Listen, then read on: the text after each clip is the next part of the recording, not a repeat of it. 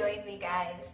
I'm playing a little bit, getting ready to warming up and getting ready to play with you guys. So yoga poses for the core tonight, and I am hoping you can see my sticky mat. Haha. I wanted to talk with you about why we strengthen the core. It seems like a silly thing, right? Obviously, there are those reasons that stand out, very bright and luminous. So for example, you might want to just look svelte in your yoga clothes, or you may want to be able to have the strength in your core, your belly and your back, to pick your little ones up with ease, or that big bag of mulch and not have to think twice about throwing your back out. Or you may just want to improve your posture, right? You want to appear tall and you want to seem graceful. You want to be graceful. Well, strengthening your core will help you with all those physical attributes, which you probably already have in the back of your mind. But what about the other side to strengthening your core? You might even say, what is that other side, Irena? So for those of you guys who don't know me yet, my name is Irena, and I love teaching bite-sized yoga to wonderful, intuitive, playful, and curious people. So thank you for joining me tonight. So this wonderful thing, this other side to strengthening your core, is the emotional level and also the psychological level, right? When you strengthen your core, what happens is all of a sudden your confidence increases. Your self-esteem goes up a little bit more. Hey there, thanks for joining. Type in the comments a hello so I know who's here. So you've got the confidence that's boosted. You also have your creativity. You know, sometimes we just get blocked, right? A little bit creatively stuck. And you wonder, how can I unlock that? Well, strengthening the core, working on opening the hips a little bit, and you'll have a chance to tap back into your creativity. You also have the opportunity to engage and create more meaningful relationships when you strengthen your core. And also your finances, right? So your ability to interact and engage with those dreams you want to invest in or those adventures you want to go on. It's a wonderful thing, strengthening the core. So tonight I'm going to show you a few yoga poses that'll really get you going. What we're going to do is, if you have yoga blocks, this is fantastic. Grab your 2 yoga blocks. If you don't have yoga blocks, no problem. You don't necessarily need them, but it's a wonderful addition to bring into your yoga toolbox because it's fantastic for the ability to experience poses in other ways. So tonight you'll see we use them as arm extenders. Just in case you have shorter arms like myself, it makes it a little bit easier to get the leg where you want it to go. Okay, so here's what we're going to do. Come to your sticky mat and have your 2 blocks at their medium height, and you can always watch me now and do this later. But you have your blocks right here at the tippity top of your mat. Make sure they're not going to move on you. And then from here we go into a downward facing dog. Now, of course, this is kind of just a little vignette, a little peek into an entire practice. You want to have some more warm-up time if you're a brand new beginner.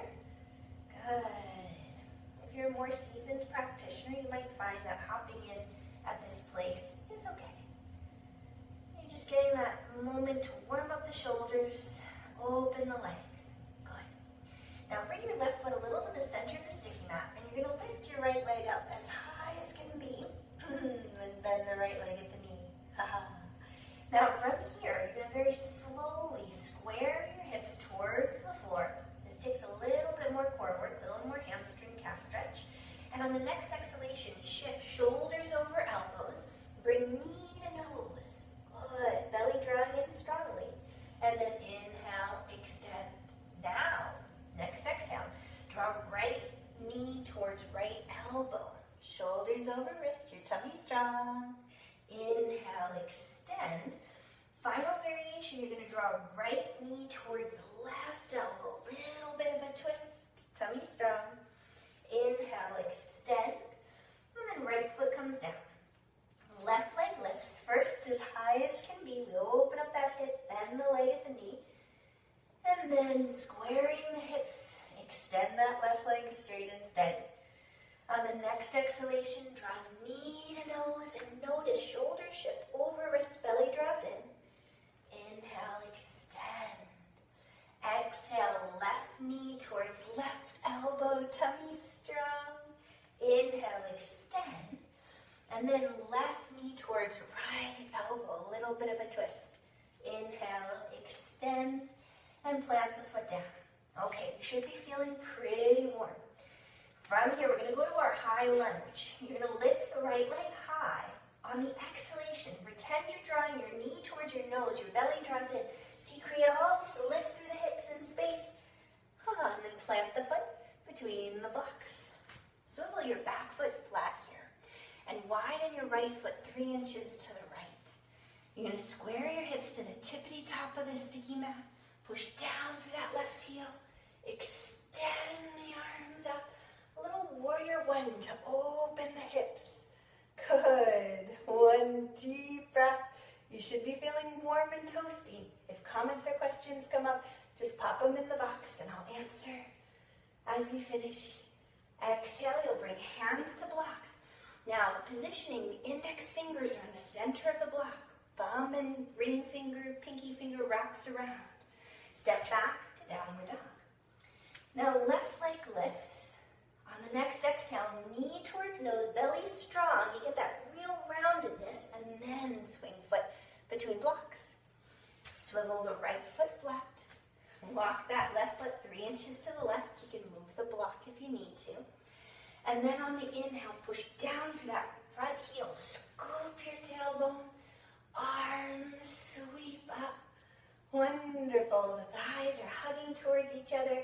And this little vignette that I'm doing is really an add-on to our summer yoga adventure. So if you're not part of the summer yoga adventure, you want to join in on that. I'll put the link below so that you have an opportunity to really enjoy this, because you can add this on after the first practice. Step back to downward dog. Good. Now from downward dog, lower the knees. You're going to move your one block out of the way. We're going to have a little bit of fun and play. You're going to take, if you have a yoga block, place it right in front of you at its lowest height. Okay, now this next part, I'm going to talk you through it. First, I want to show you though. Notice how I'm here, right? My fingers are on the floor. With my fingers on the floor for extra balance, I'll take 1 foot at a time onto my yoga block. So I'm like a little owl. You guys remember when owling and planking was all the rage? So here you are on your little yoga block. You're going to plant your hands like you would for downward facing dog. They're shoulder distance wide, the creases of the wrist parallel to the top of the sticky mat. You press those finger pads down the 4 corners of the hands, and we get ready to go into what's called Bakasana, right? The crane pose. So from here, you bend the elbows just a little bit. Don't move your hands. Chest comes forward. And see how I wiggle my inner knees towards my upper arms. Then it's just a matter of getting my head and chest forward enough. So look, oh, my feet become light and they fly. This is a tummy workout. Thighs are squeezing, belly's drawing in and up. It's like when you draw your knee in towards your nose or the outer elbow. Look towards your block just a little bit. Plant your toes.